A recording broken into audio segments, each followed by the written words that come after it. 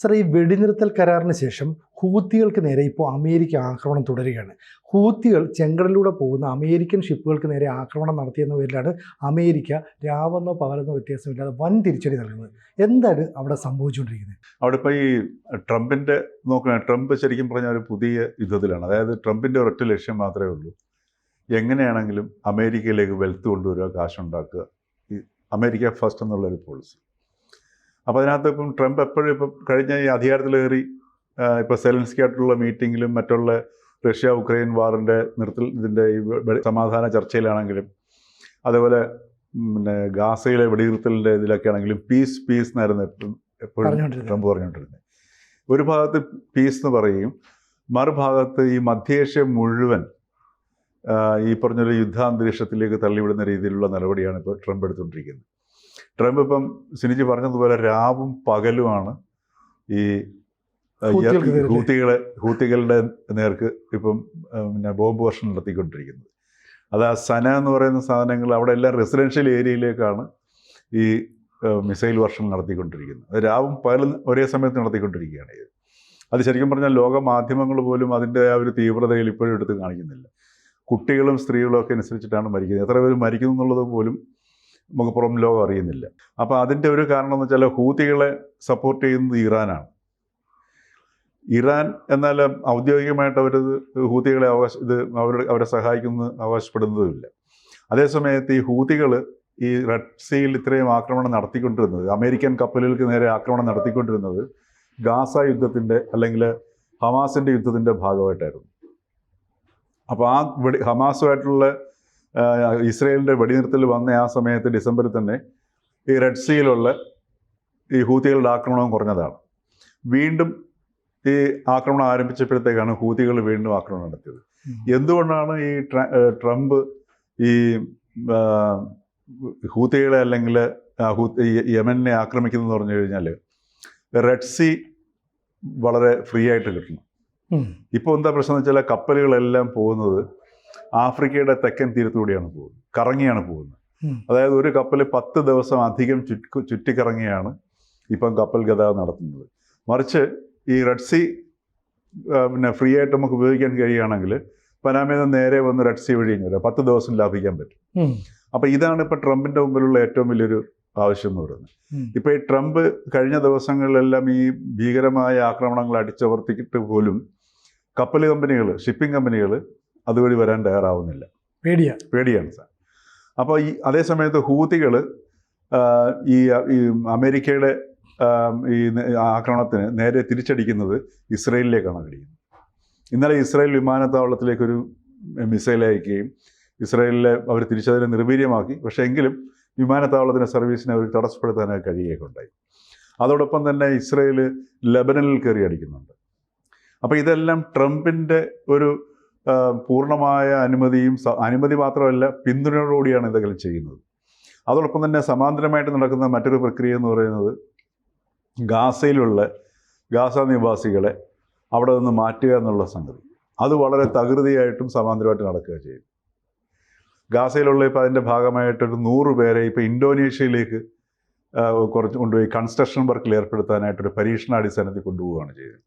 ആ 100 പേര് അവിടുത്തെ സക്സസ് ആയി കഴിഞ്ഞാൽ ബാക്കിയുള്ള ഈ ഗാസക്കാരെ ഇന്തോനേഷ്യയിലേക്ക് മാറ്റാമെന്നാണ് പറയുന്നത്. നല്ലൊരു തന്ത്രമാണ്.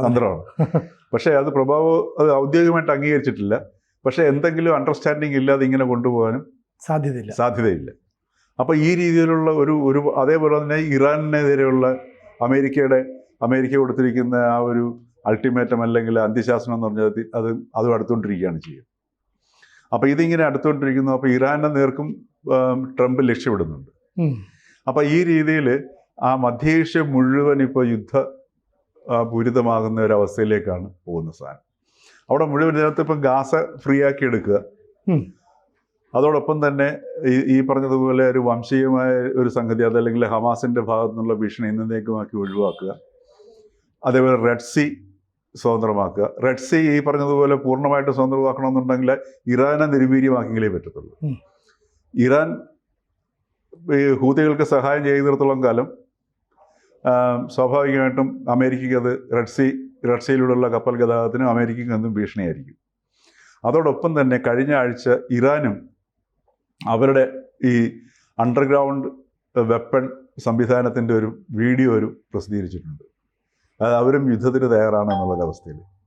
അത് ഈ പറഞ്ഞതുപോലെ വിശാലമായ ഒരു യുദ്ധ ടാങ്കുകളുടെയൊക്കെ ഒരു സങ്കേതത്തിൻ്റെ ഒരു 5 മിനിറ്റ് വീഡിയോ ആണ് ഇറാൻ ഇട്ടിരിക്കുന്നത്. അപ്പോൾ ഇതേപോലെ പല സങ്കേതങ്ങളും അണ്ടർഗ്രൗണ്ട് ഇത് ഇറാനിലുണ്ടെന്ന് പറയുന്നത്.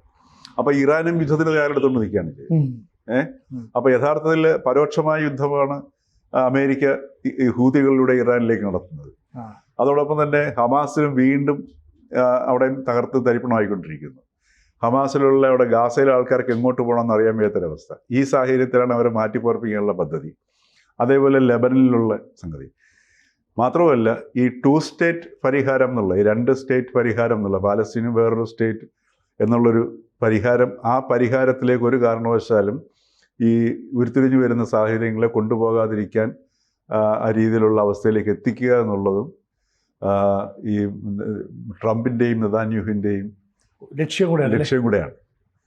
അപ്പോൾ ഇത്തരത്തിലുള്ളൊരു വലിയൊരു സ്കീമിലാണ് ഇപ്പം മധ്യേഷ്യയിൽ നടക്കുന്ന സംഗതിയും ഈ ഹൂതികളുടെ നേരെ നടക്കുന്ന സംഗതി. അപ്പോൾ ഈ ഹൂതികളുടെ നിലപാട് നമുക്ക് അംഗീകരിക്കാൻ പറ്റില്ല. കാരണം ഇന്ത്യയുടെ തന്നെ ചരക്ക് കപ്പലുകൾ പോയപ്പോൾ ഇന്ത്യയുടെ യുദ്ധക്കപ്പലുകൾ അവിടെ ചെന്ന് ഹൂതികൾക്കെതിരെ ആക്രമണം നടത്തിയിട്ടാണ് നമ്മുടെ കപ്പലുകളെ രക്ഷിച്ചത്. അപ്പോൾ സ്വാഭാവികമായിട്ടും ഈ ഏറ്റവും കൂടുതൽ ചരക്ക് ഗതാഗതം നടക്കുന്ന ഈ പാതയിൽ ഹൂതികൾ ഇത്തരത്തിൽ ആക്രമണം നടത്തുന്ന ഒരു കാരണവശാലും അംഗീകരിക്കാൻ പറ്റില്ല.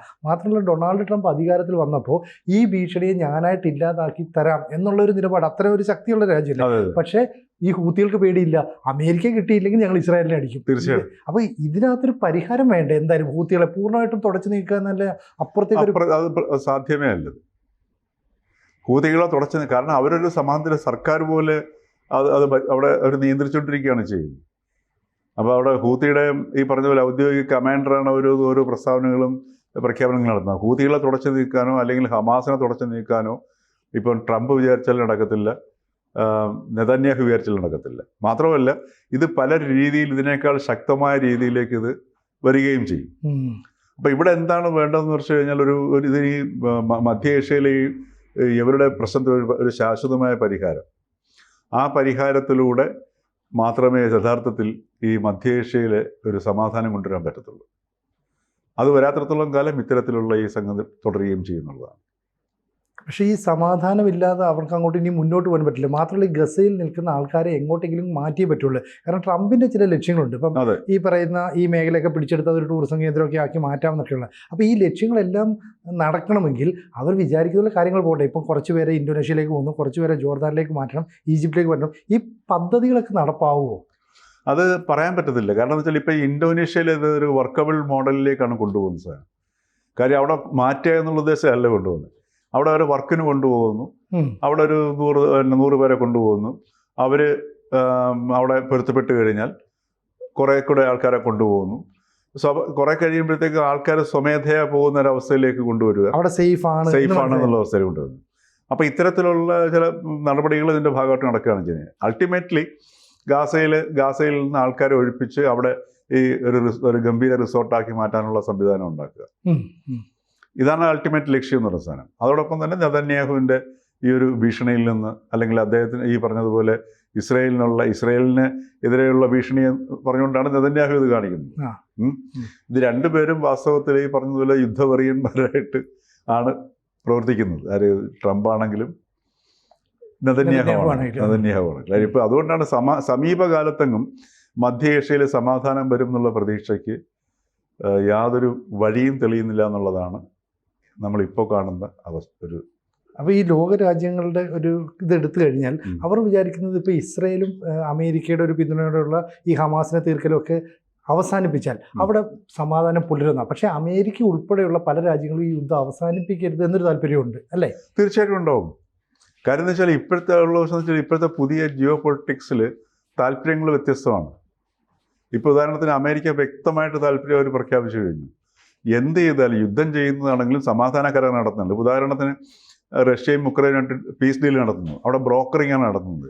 ആ ബ്രോക്കറിംഗ് നടത്താൻ ഇപ്പോൾ അത് മുട്ടി നിൽക്കുന്നത് ഉക്രൈനിലെ മുഴുവൻ ധാതു ലവണങ്ങളും അതോടൊപ്പം തന്നെ ഊർജ്ജ സങ്കേതങ്ങളും മുഴുവൻ സാധനം കൈകാര്യം ചെയ്യാനുള്ള അവകാശം US-നുണ്ടെന്ന് പറഞ്ഞിട്ടാണ്.